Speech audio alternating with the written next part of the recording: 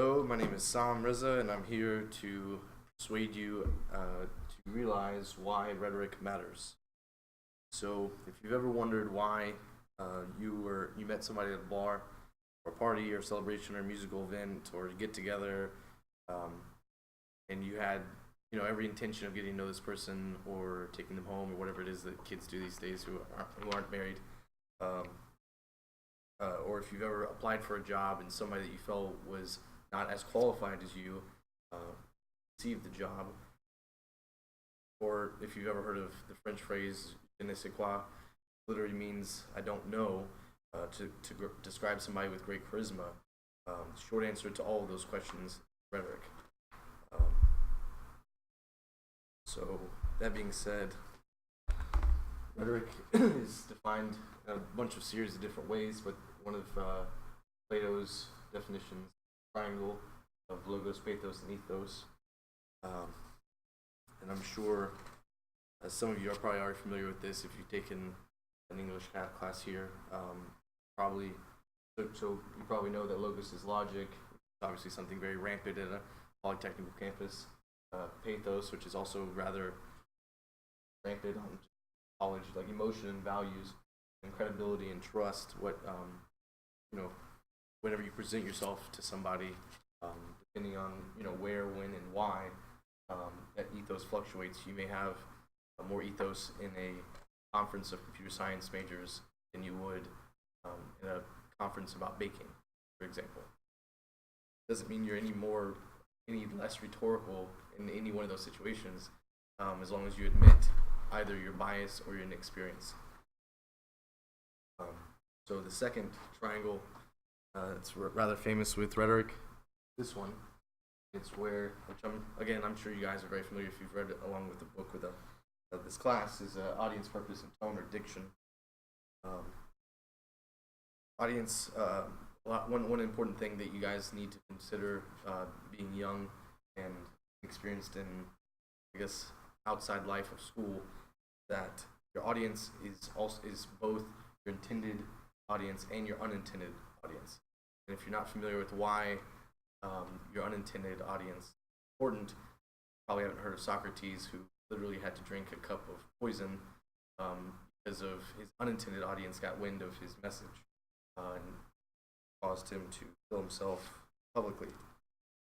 Diction can be described as style and word choice depending on the current occasion in which you're speaking. For an example, if I wanted somebody to think that I was a computer science expert, as an example, which I'm most certainly not, I might, go and research a bunch of jargon in that discourse community that you guys would be familiar with in order for you to perceive the idea of me being affluent in such a subject.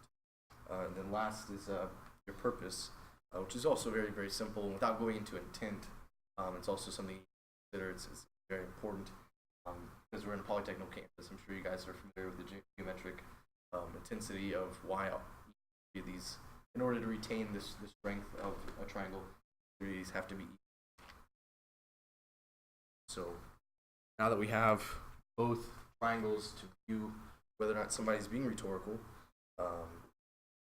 this is kind of, I know this so far the speech has been somewhat boring and probably somewhat repetitive, but this is where I think rhetoric gets a little fun.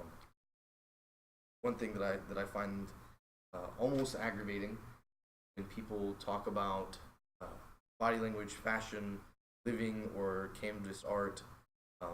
Sometimes they talk about it as if it's some all these subjects are some isolated box that are very far away from each other. Which in reality, the way I view rhetoric as a whole, are all of these things at a very asymmetrical, well-built shelf with a big neon sign encompassing all of these and more ideas. And before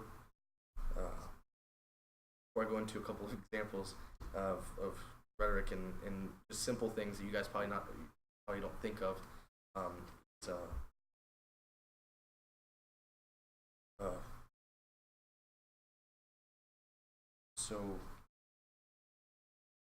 you are at, just for an example, if you're at a bar, you're a male, you walk into this bar, you walk into the cafeteria, whatever it is, and you see a girl who looks pretty or that you perceive as pretty, and more or less one of the first things that you're going to think about, whether or not you're willing to admit it, is how do I get this person to notice me?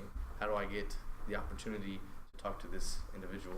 It's both for males and females.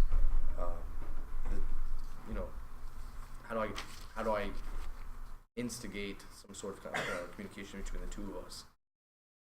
Again, the short answer is rhetoric. Unfortunately, the long answer is quite a little bit more detailed than that.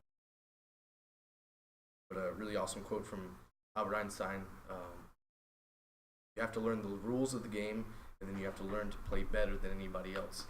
In order to become oracle, you not only have to spend time, like I have, reading about these ridiculous ideas that seem very arbitrary and incredibly old, and a lot of times when I bring up rhetoric, people immediately bring up Plato and Socrates and Aristotle, because I feel as if people here in the United States think that rhetoric is just some old material that's covered in dust and mold, and that it's almost useless, when in fact rhetoric is something that defines human interaction as a whole throughout the world, very much alive, whether or not you want to see it. So one interesting fact that I think is interesting are that few of the individuals, plus so many others, actually understood more about the interaction of human beings here today than we understand our own interaction, or why we interact, or what is successful communication. People from thousands of years ago had a larger grasp on human interaction than individuals who live in the age of technology, where information is either seconds or, God forbid, minutes away from your fingertips. So that being said, rhetoric is a very powerful tool. You don't have to be in a classroom or in front of a speech, or in front of an audience giving a speech, or in front of a prospective employer in order to be rhetorical. Rhetoric is something that defines communication as a whole. So I leave you with the facts that rhetoric is both nonverbal and verbal, that solve a multitude of issues, but obviously not all of them. I'm not saying that all the answers to life's problems is rhetoric, but I do feel as if you understand your own rhetoric, if you can recognize your own rhetoric, recognize other people's rhetoric, and be versed in rhetoric, I feel as if communication ways would open in ways that they weren't originally open, that you didn't think would be open, different pathways of communication and whatnot. And job opportunities, things like this, your charisma that comes with being oracle opens up a lot of those things. So it's a tool that you can use in almost any one field. It's not anything, again, maybe it's just a universal key to sales, prospecting, anything really. I've got the one sacrificial quote that I have is from a lady named Miss Mary Estelle, who was alive in the late 1600s, early 1700s, who was a rhetorician in a time where not only were females thought of less than the general population, but she also has a number of pieces of work that she published. But it was a really profound quote the first time I ever read it. It's: the design of rhetoric is to remove those prejudices that lie in the way of truth, with a capital T, reduce the passions of the government of reasons, to place our subject in a right light, excite our hearers to a due consideration of it.